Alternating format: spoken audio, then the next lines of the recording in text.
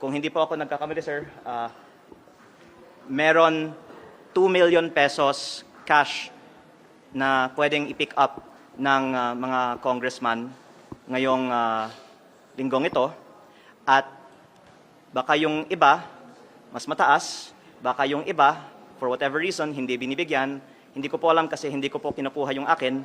Pero mabuti po na malaman ng publiko, may ganitong klaseng mga bonus na nagkataon ay halos kasabay ng approval ng budget. Nung Oktubre din, dagdagdagan ko po, may 1.5 million pesos na ibinigay sa araw ng pagboto para sa budget. At buwan-buwan, meron pong mahigit kumulang 1 million pesos per member. Ang lumalabas po, ang isang representante ay may 20 million pesos of MOOE at sweldo kada taon. Times 318, ito po ay mahigit 6 billion pesos. Ang MOOE budget ay itinaas ng 7.8 billion pesos. Kaya in some ways po, maaari nating sabihin na ang itinaas ng Kongreso para sa sarili ay napupunta balik sa mga nag-decide na itaas ang sariling budget. Kaya, I think through the parties. So may 2 million nga na Christmas bonus? Kasi sabi ni Kong Erisi wala. Baka sa minority po, wala. Kaya nga, ang panawagan ko, transparency. Hindi. Yung sinasabi niyan, 20 Majority. million a year. Majority. Hindi. Sa akin, siguro mga 20 million a year. Wala pa naman akong 1 year, pero kung yung natatanggap ko every month, siguro mga aabutin yun, 20 million a year. Pero ang ginagasta ko para sa district ko, district office, I'm paying district fees. Ang sweldo ng mga tao ko doon sa district, 600,000 a month. Lahat ng mga kailangan doon, supplies, kulang pa yun.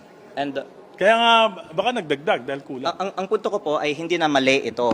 Pero dapat may transparency. Saan nyo na lang Saan ba galing? Ito po ay galing sa MOOE fund. Opo. Or I don't know kung fungible naman yung funds. Pero you can really verify. May binibigyan ngayon na 2 million cash per congressman ngayong linggo. At ang panawagan ko, huwag tigilin necessarily ang mga practice na ito, pero maging transparent tayo sa publiko, lalong-lalo na dahil ito po ang main point ko, hindi yung use nito, pero yung proseso. Ang panawagan ko, idebate natin lahat ng mga budget, lalo na yung mga ini-increasean ng budget, dahil ang Kongreso ay nagtaas ng sariling budget ng 10.5 billion pesos na walang debate.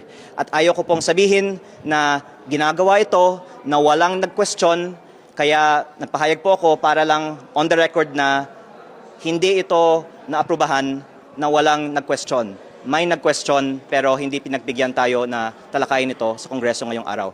Congressman Diviste, may 2 million peso cash for pick-up this week bawat congressman kasi Christmas bonus. Do you confirm that or do you deny that? I vehemently deny that statement. That's all I've got to say.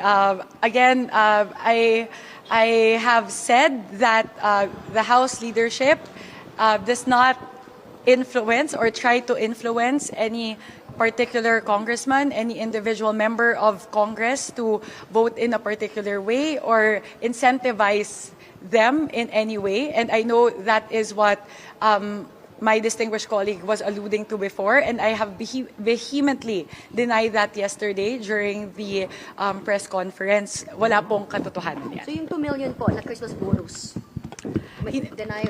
I vehemently deny that. I don't want to speak ill of anyone, especially my colleagues in the House, but that is there is no truth to that at all. Pero ma'am, merong parang MOOE budget for Christmas activities ng mga distrito? Wala pong ganun. The MOOE of the House is purely for the operations of the House. And that's all I can say about that.